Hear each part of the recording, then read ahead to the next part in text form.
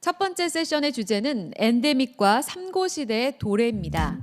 사회학자와 경제 전문가가 지금의 사회 경제적인 현실을 짚어주고 그 대응 방안을 마련해보는 그런 시간을 준비했습니다.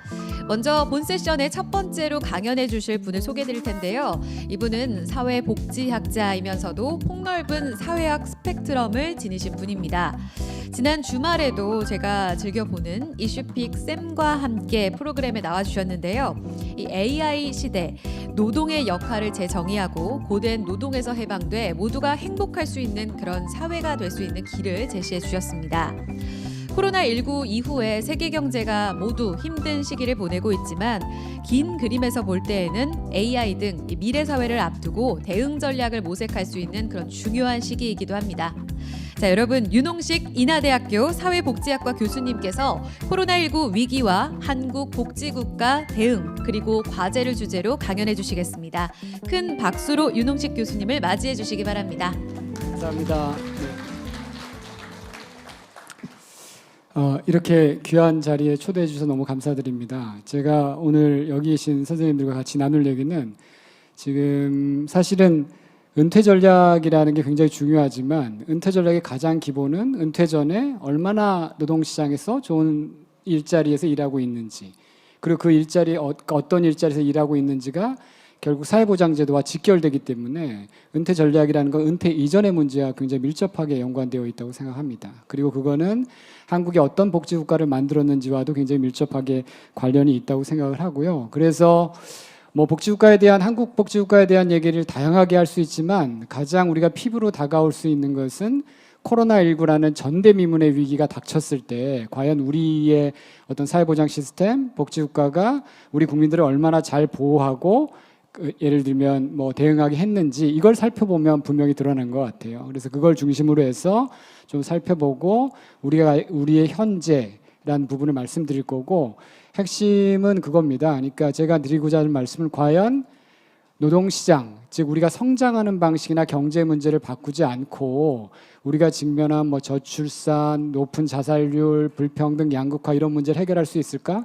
그거를 사회복지 지출이 굉장히 필요하고 반드시 선행돼야 되지만 그것만으로 과연 가능할까? 이런 문제 제기를 해보면서 오늘 제가 선생님들하고 같이 제 얘기를 좀 나누도록 하겠습니다. 먼저 네, 잠깐만요. 움직이질 않네요. 네.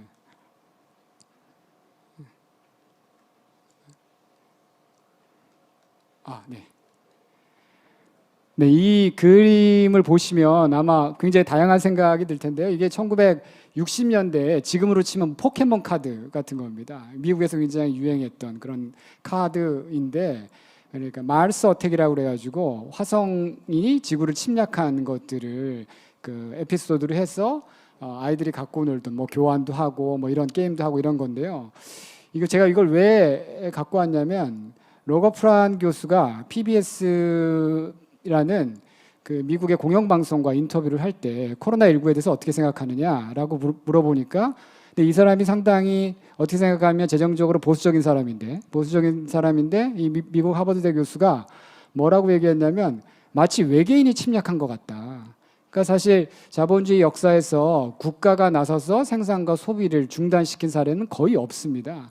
근데 거의 이제 코로나19 상황에서, 팬데믹 상황에서 그런 일들이 벌어졌고요. 그러니까 우리가 1929년 대공황 이후 어쩌면 세계대전보다 더 심각한 위기에 직면했다 이런 얘기가 나올 정도로 심각한 위기에 직면했고, 전대미문, 우리가 여태까지 위기와는 다른 이런 위기들에 직면했다고 얘기를 합니다. 그리고 그 결과는 지금 보신 것처럼 이런 결과로 나타납니다. 그러니까 이게 1960년대부터 2020년 코로나까지의 어떤 그 세계 경제 성장률들을 실질 경제 성장률을 보여주는 건데요.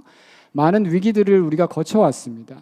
그런데 최근에 가장 2008년 금융위기가 있었을 때 1929년 대공황 이후 최대 위기다 이런 표현을 썼습니다. 그런데 코로나 위기가 닥치면서 사람들이 어떤 표현을 썼냐면 1929년 대공황에 준하는 위기다 이런 표현을 썼어요. 그 정도로 이제 심각한 위기가 있었고, 이게 이제 GDP 실질 성장률의 저하를 보면 우리가 충분히 이제 확인할 수 있는 거죠. 그리고 이제 한국 같은 경우의 상황은 훨씬 더 심각했습니다. 우리가 확진자가 적었기 때문에 또는 GDP 성장률이 상대적으로 양호했기 때문에 별로 충격이 없었다고 얘기할 수는 있지만 그거를 분석하는 연구에 따르면 어떻게 분석했냐면요. 코로나19 확진자 한 명이 생겼을 때 일자리가 몇 개나 줄어드는지 아니면 몇 명이 실직하는지 이거를 분석한 건데 한국은 무려 92.8명. 물론 이제 초기 상황입니다. 이 일자리를 잃었고요. 한 명당. 스웨덴, 네덜란드, 이탈리아, 독일, 핀란드를 보면 거의 한 명이나 4.6명, 4.1명.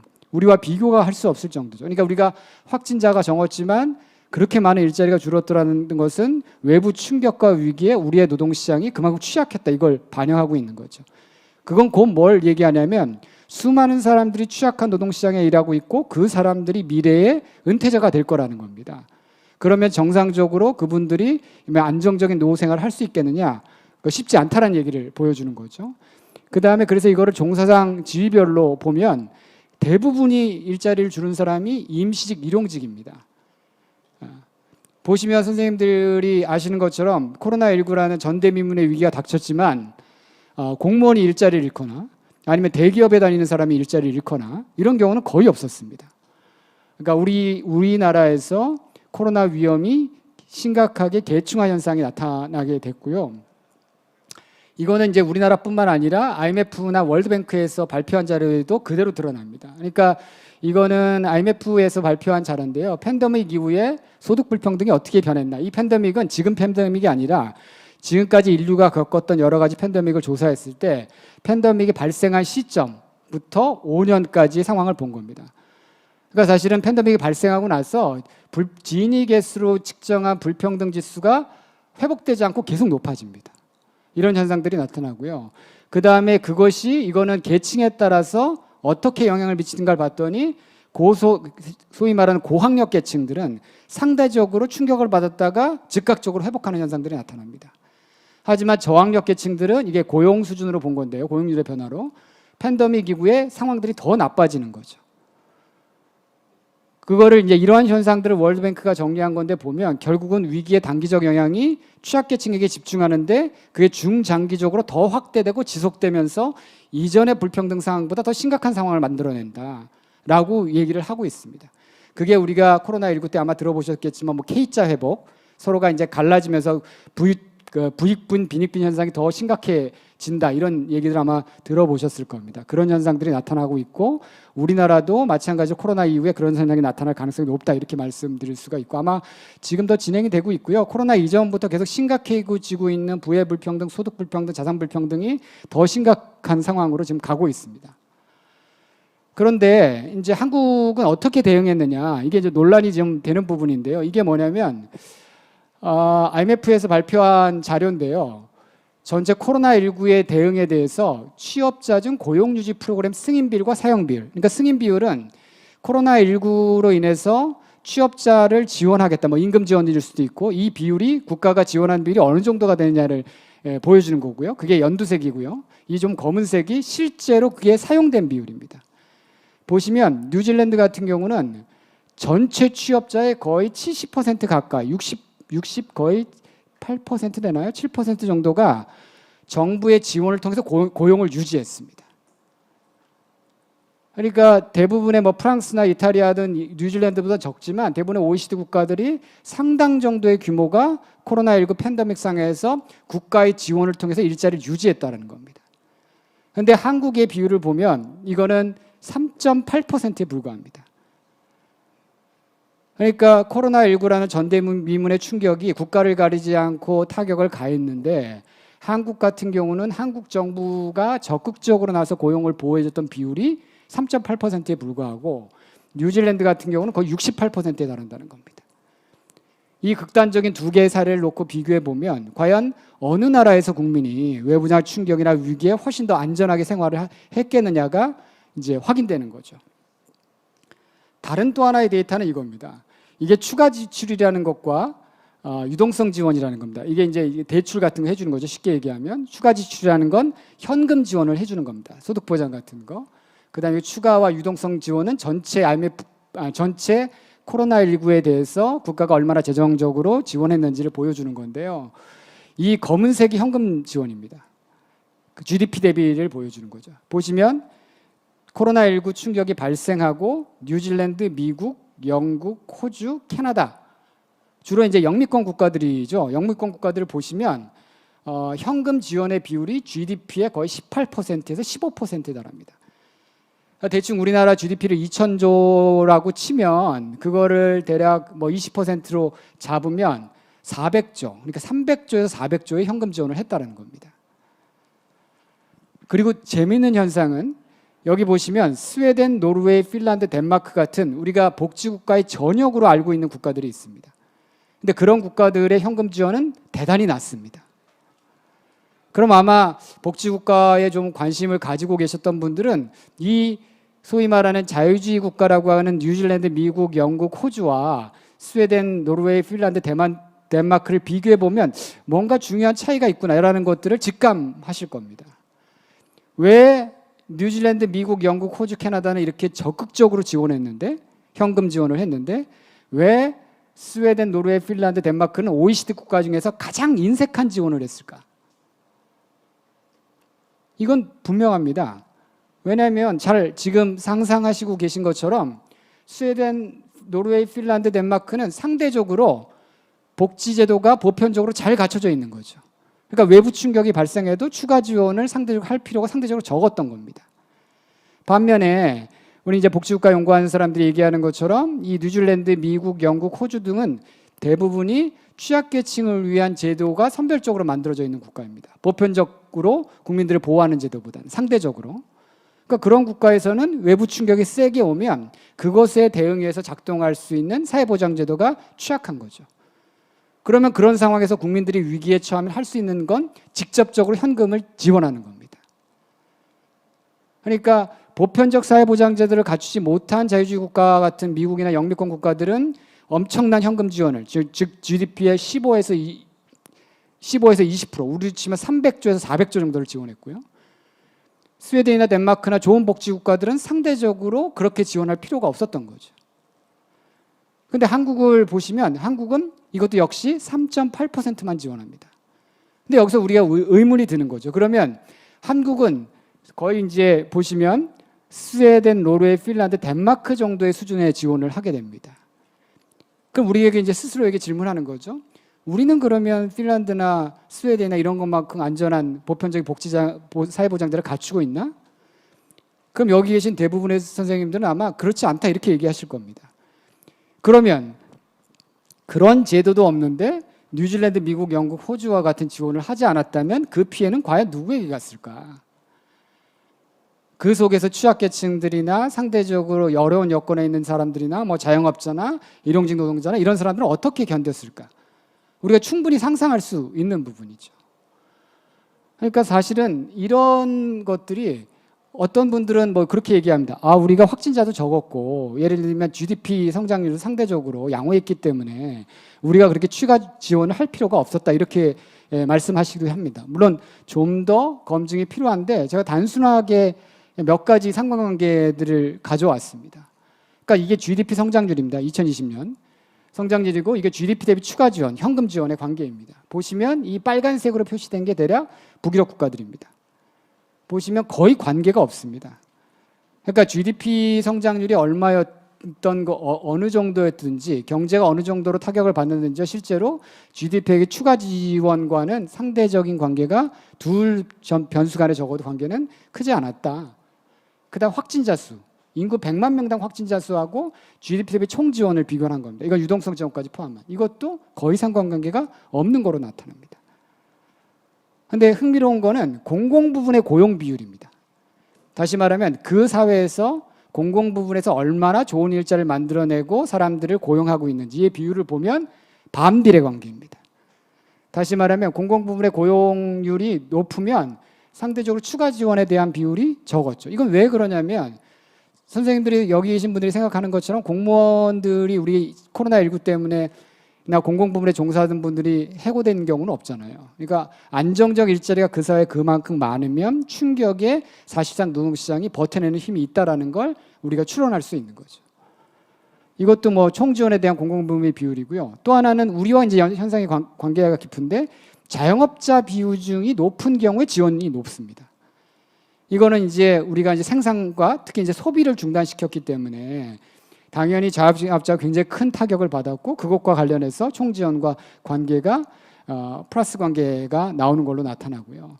그다음에 유동성 지원도 금융 지원도 그런 현상이 나타납니다.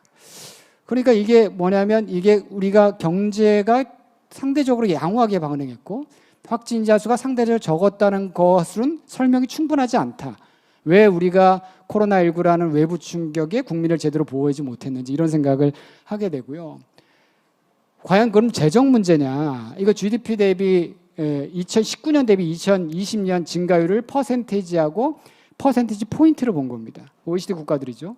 보시면 뉴질랜드가 가장 52.3%가 부채가 증가했고요.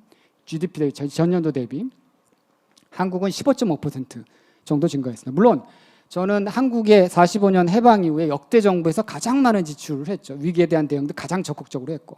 그래서 국제 비교를 통해서 보면 굉장히 취약했다.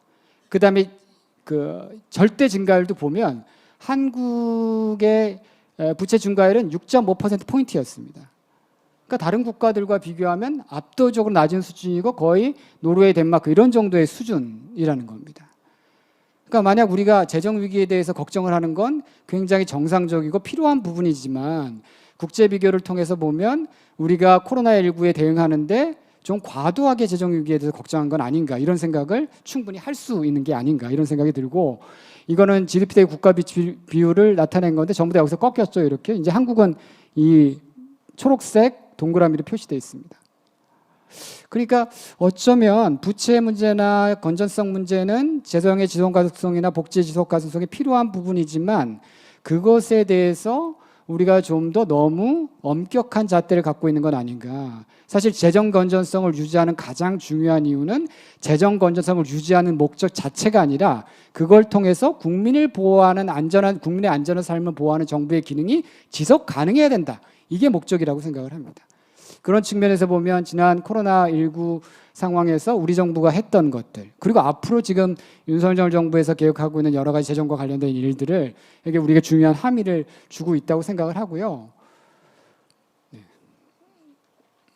이거는 그러면 이제 앞에 말씀드린 것처럼 우리가 왜 그렇게 작동을 안 했는지 보면 사실 코로나19 상황에서 위험에 처한 사람은 일용직, 비정규직, 불안정 고용 상태인데 여기 보면 정규직과 비정규직의 사회보험 및 주요 사회보장제도의 가입률을 보여주는 겁니다. 정규직을 100으로 놨을 때 비정규직의 비율인 거죠. 이게 이제 고용보험이고 물론 문재인 정부에 들어서 굉장히 많이 이렇게 그래프가 꺾이는 걸 보실 수 있을 겁니다. 근데 그럼에도 불구하고 여전히 정규직에 비해선 굉장히 낮은 비율이다. 이렇게 말씀드릴 수가 있고 그러니까 사실은 코로나19 상황에서 가장 보호해야 될 사람들이 실제로 그 사람들을 보호할 수 없는 사회보장제도를 갖고 있다. 오히려 사회보험이라는 가장 중요한 사회보장제도가 사실은 중산층, 예를 들면 정규직, 상대적으로 안정적 일자리를 가진 사람들에게 집중되면서 그것들이 보편적으로 확대되지 못하면서 수많은 비정규직이나 불안정 일자리에 있는 사람들이 보호로부터 배제되는 현상이 발생했다. 이 부분에 대해서 우리가 어떻게 대응할 거냐? 그건 굉장히 중요하죠. 이 부분이 굉장히 중요하고 이게 국제적으로도 유사한 결과가 나타납니다. 이게 뭐냐면 공적 복지의 탈비관화 효과, 즉 빈곤의 위험에 처했을 때 정규직과 비정규직에 대해서 누구의 빈곤율을 더 많이 사회보장제도가 감소시키나를 국제 비교한 자료입니다. 보시면 독일, 프랑스, 한국만 비교해 보면요, 이렇게 보시면 독일, 프랑스 모두 다 비정규직에게 훨씬 우호적으로 사회보장제도가 작동합니다. 근데 한국을 보시면 거꾸로입니다. 그러니까 우리가 지금 노동시장에서도 불안정 일자리가 굉장히 많이 늘어났고 그런데 그런 불안정 일자리가 굉장히 많은 상황에서 안정적으로 기여금을 낼 수 있는 사회보장제도를 중심으로 해서 사회보장제도를 확대했고 그런데 그것이 코로나19 위기 상황에서 실제로 일자리를 잃거나 위험에 처한 사람은 불안정 고용 상태에 있는 사람인데 안정적 일자리에 기반한 사회보장제도는 작동하지 않는. 근데 여기서 오해하지 마셔야 될 건 그럼 사회보험이 잘못된 거냐? 그렇지 않다라는 겁니다.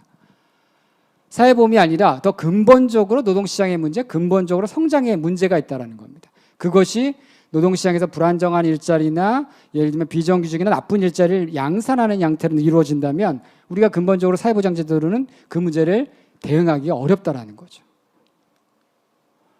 이거는 이제 그 학자들이 좀 됐는데 2018년에 발표한 자료인데요.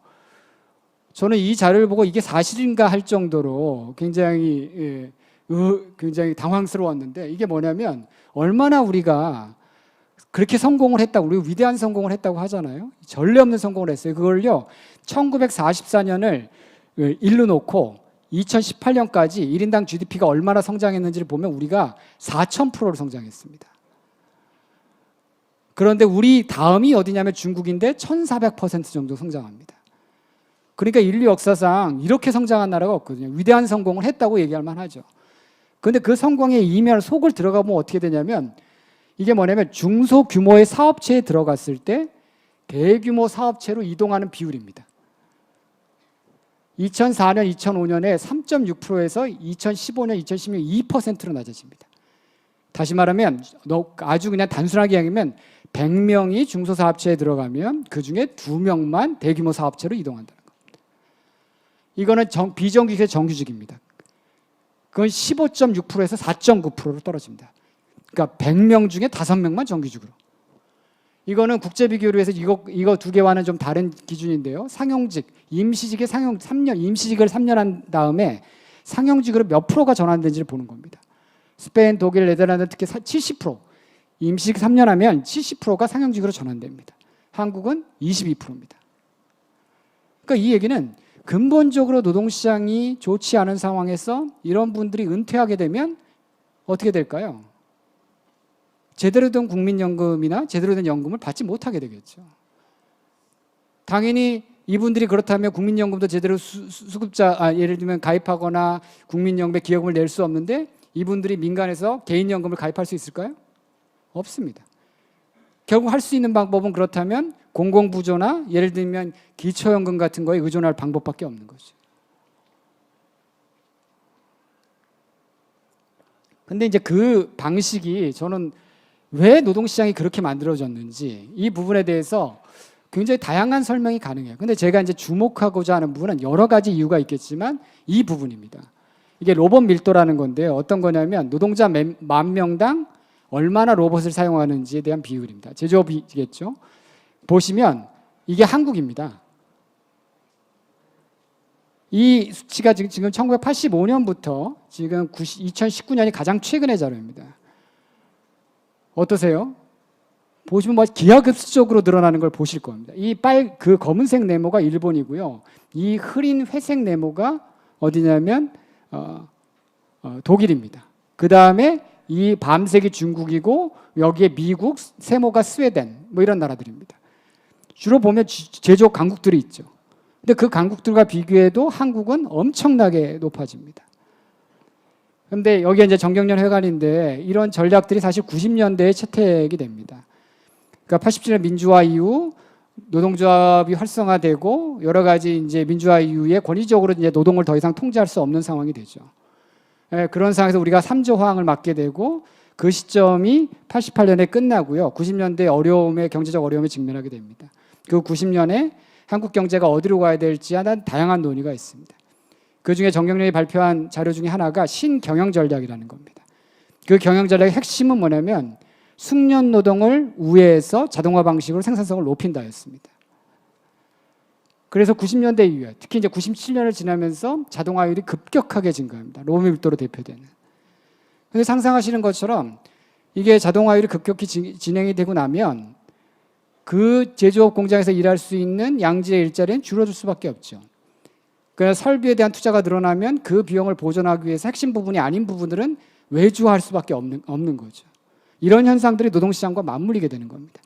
그거를 단적으로 보여주는 게 오른쪽 그림인데요. 오른쪽 그림은 OECD에서 발표한 평균 임금, 그러니까 쉽게 얘기하면 대기업과 중소기업의 평균 임금입니다. 격차입니다, 이게.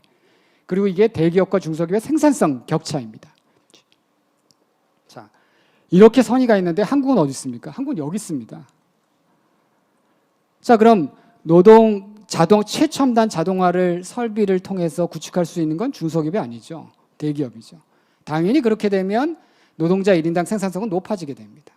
그렇지 못한 중소기업과의 격차는 벌어질 수밖에 없고 그것이 임금 격차와 생산성 격차로 나타납니다. 그러니까 이런 상황이 우리가 여러 가지 다양한 요인이 있겠지만 우리 사회에서 노동시장에서 좋은 일자리를 만들어내지 못하는 것이 아닐까? 그렇다면 이런 상황에서 정규직이고 안정적 일자리에 기반한 사회보험을 중심으로 복지를 확대한다면 그 사회보장제도에 불평등과 배제되는 사람이 상당수가 존재할 수밖에 없지 않을까? 이런 당연한 상상들을 하게 될 수 있는 거죠. 그리고 그것이 코로나19 국면에서 우리의 사회보장제도가 정작 보호해야 될 사람을 제대로 보호하지 못하고, 하지만 정부는 재정 건전성이라는 이유로 그 보호받지 못한 사람들에 대해서 적극적 지원을 하지 않는, 그러니까 이런 상황에 우리가 직면한 건 아닐까? 이런 이제 논리적 추론들이 가능해지는 겁니다. 사실 그걸 보시면요, 이게 뭐냐면 제조업 수출품 중에 국내 부가가치 창출 비율입니다. 이게 뭐냐면 아까 전의 그림과도 연동되는 겁니다. 다시 말하면 1,000원어치를 수출하면 부가가치가 국내에 얼마나 떨어지는지 본 겁니다. 이게 주로 제조업 강국인데요, 한국이 가장 바닥입니다. 다시 얘기하면 그것이 지금 2008년 금융위기로 글로벌라이제이션이 둔화되면서 좀 꺾였습니다. 하지만 한국은 경향성으로 보면 떨어지는 경향이죠. 2008년 이거를 이렇게 표현하고 이렇게 표현하면 굉장히 낮고요. 일본이나 미국, 중국, 독일, 스웨덴 이런 게 비해서 굉장히 낮습니다. 주목할 건 중국입니다. 중국의 95년도에는 100원어치 수출하면 50원만 국내의 부가가치가 떨어졌습니다. 50원은 해외로 나가고. 지금은 중국은 2016년 기준으로 90%에 육박했습니다. 그러니까 이렇게 올라갔죠. 한국은 이렇게 되고. 근데 그것이 뭘 얘기하냐면 다 아까 말씀드린 대로 좋은 일자리라고 얘기하는 대기업이나 대규모 사업체에 일하는 비율을 250인 이상과 그 이하를 비교해 봤더니 이게 한국입니다. 한국은 그 사업체에서 일하는 비율이 10%를 조금 넘습니다. 다른 국가들과 비해서 압도적으로 낮은 비율인 거죠. 그러니까 이게 우리가 성장하는 방식, 근데 아시는 것처럼 97년 이후에 우리는 위기라고 얘기하지만 우리 기업이 글로벌 기업이 되고 우리가 선진국으로 진입하게 됩니다. 그런데 그 과정에서 우리에게는 상대적으로 노동시장에서 나쁜 일자리, 좋은 일자리가 갈라지는 양극화 현상들이 나타나게 됐고요. 결국은 소득의 기반이 자산 형성의 양극화로 나타나게 되고 자산 형성이 다시 소득의 양극화로 나타나게 되고 뭐 이런 현상들이 이제 반복적으로 더 강화되는 그런 구조에서 지난 30년 동안 우리가 걸어왔던 건 아닌가 이런 생각을 해봅니다.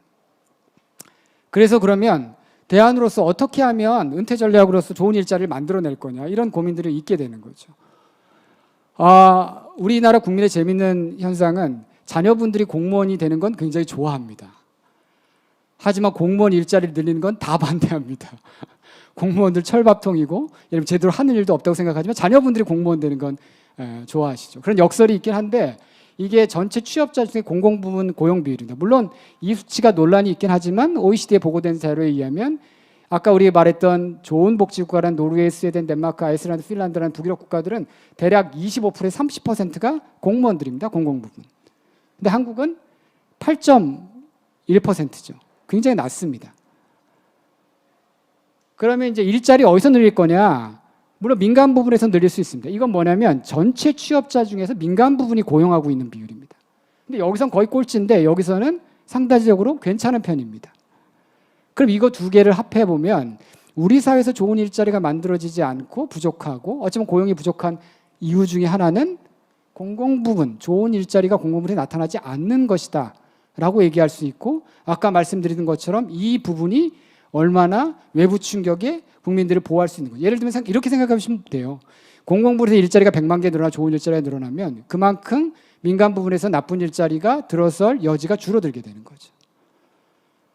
물론 그 과정에서 여러 가지 산업구조에 대한 조정이나 이런 것들이 필요하지만 그런 모습들을 보여주고 있는 거죠. 그러니까 공공부문에 대한 일자리 늘리는 걸 무조건 터부시할 게 아니라 우리가 적어도 필요한 부분에선 일자리를 늘려내고 그것이 민간의 일자리의 성장과 함께 가야 되지 않나. 그렇게 해야 은퇴 전에 우리 국민들이 좀 더 안전한 일자리를 살 수 있지 않나 이런 생각들을 좀 해봅니다. 그래서 우리가 전략을 얘기할 때 복지를 얼만큼 늘리자 이런 것도 굉장히 중요한데 전 중요합니다. 하지만 노동시장을 어떻게 바꿀지 그리고 그러려면 노동시장을 바꾸려면 산업구조가 바뀌어야 되잖아요. 성장 방식이 바뀌어야 돼요. 성장 방식이 예를 들면 비정규직이나 불안정 일자리를 계속 늘리는 방식으로 성장한다면 그거를 복지로 메꾸는 거는 쉽지 않은 일입니다. 그러면 성장 방식, 노동시장 이것들을 함께 좀 고려를 해야 우리가 불공정, 불평등 이런 문제들 좀 해결할 수 있지 않을까? 그리고 그걸 해야 하는 사람들이 정치입니다. 정치에서 민생이라고 얘기하면 적어도 그런 것들, 어떻게 하면 노동시장에서 좋은 일자리를 만들기 위한 성장 방식을 만들어낼까? 그리고 거기서 문제가 되는 부분을 어떻게 하면 복지를 통해서 국민들의 안전한 삶을 보장할까? 이런 것이 작동해야 이게 가장 중요한 은퇴 전략이 아닐까라는 생각을 합니다. 우리가 근데 다만 이제 주목해야 될 것은 이전의 시기와 지금과 달라지고 있습니다. 그 중에 제가 두 가지만 주목하고 싶은데요. 그 중에 하나가 뭐냐면 이겁니다. 2008년 이전까지 긴축과 인플레이션을 통제하는 게 재정균형이 굉장히 중요한 경제 정책의 운영의 기조였습니다. 2008년 금융위기에 닥칩니다. 그럴 때 유례없는 세계의 각국 정부들, 특히 선진국들이 양적 완화와 적극적 재정 정책을 펴게 됩니다. 그리고 나서 위기를 극복하죠. 그리고 2010년 토론토 G20 정상회담에서 정상들이 다시 뭐라고 하면 다시 긴축이다. 재정 건전성으로 돌아갑니다. 그런데 기억하실지 모르겠지만 그 2010년 이후에 유럽 경제, 특히 세계 경제, 유럽 경제가 장기 침체에 빠져들게 됩니다. 그리고 나서 IMF 내에서 나오는 여러 가지 문헌, 물론 그것이 개별 학자일 수도 있고 몇몇 문헌들을 보면 어떤 얘기가 나오냐면 정부의 재정 지출은 경제 성장과는 직접적 관계가 없다. 하지만 정부의 재정 지출은 불평등을 완화시킨다. 그런데 이 불평등이 지속 성장과 관련된다는 얘기를 합니다. 그래서 2020년 10월 달에 IMF와 월드뱅크가 워싱턴 DC에서 원래 회의를 합니다. 그 원래 회의의 결론을 파이낸셜 타임즈가 뭐라고 보고하냐면 긴축의 종언이다. 이런 보도를 냅니다. 파이낸셜 타임즈는 아시는 것처럼 굉장히 보수적인 경제지입니다. 그러니까 지금 어쩌면 우크라이나 사태와 여러 가지 인플레이션 사태, 중국 사태 뭐 이런 여러 가지가 맞물리면서 인플레이션 국면이 찾아오고 여러 가지 다시 긴축에 대한 얘기가 논의되고 있는 건 사실입니다. 하지만 장기적인 역사의 흐름과 패러다임의 변화를 보면 이런 국면이 지속할까? 아니면 지난 40년간의 물가를 잡고 물가를 낮추고 긴축을 했던 이런 경제 기조가 새로운 기조로 변하는 거 아닌가? 좀 더 정부가 적극적인 역할을 할 수 있는, 해야 하는 이런 우리가 상상들을 좀 해볼 필요가 있고요. 좀 그래서 단기적인 국면적 프레임이 아니라 좀 먼 시야에서 바라보자. 그리고 그 시야에서 성장과 노동시장과 복지를 좀 생각해보자. 이런 말씀을 드리고 마지막 하나는 글로벌레이제이션입니다. 지금 바이든이나 미국 정부를 보시면 자국으로 계속 중요한 제조업들을 끌어오고 있습니다. 그리고 경제가 블록화되고 있습니다.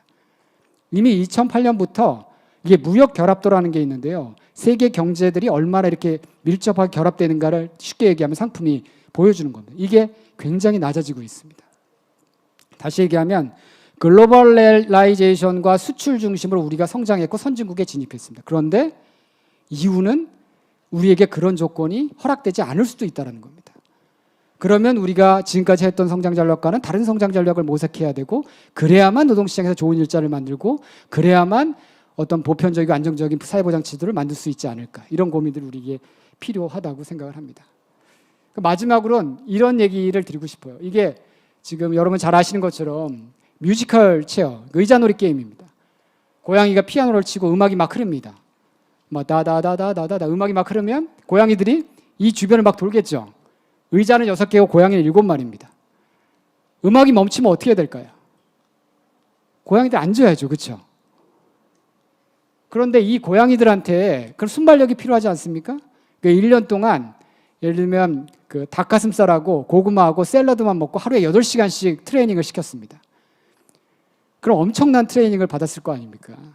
그런데 이 고양이가 그렇게 스펙이랑 높이 쌓았습니다. 그리고 다시 이 자리에 돌아옵니다. 의자는 6개고 고양이는 7마리입니다. 그 7마리의 고양이가 이 의자 주변을 계속 돕니다. 그리고 음악이 멈춥니다. 몇 명의 고양이가 앉을 수 있을까요?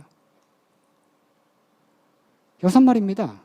한 마리의 고양이는 정말 슬프게도 1년 동안 고구마하고 닭가슴살하고 샐러드만 먹고 하루에 8시간씩 운동했는데 의자에 앉을 수 없어요. 혹시 우리 지금 청년들의 모습이 이런 건 아닐까? 스펙은 계속 높아지는데 우리 사회가 이 의자 수를 늘려주지 않으면 그렇게 노력한 청년들이 일자리에 앉을 수 없고 일자리에 앉지 못한 청년은 그들이 노인이 됐을 때 빈곤과 사회적 위험에 또 처하지 않을까? 그럼 국가 역할은 도대체 뭐냐? 우리 사회 역할은 뭐냐? 이 고양이들에게 더 열심히 공부하고 더 열심히 노력해라 이렇게 얘기하는 게 맞느냐? 열심히 노력하고 열심히 공부해야겠지만 이 열심히 노력한 고양이들이 의자에 앉을 수 있도록 의자를 늘려주는 것도 중요한 역할이 아닐까 이런 생각을 해봅니다. 감사합니다.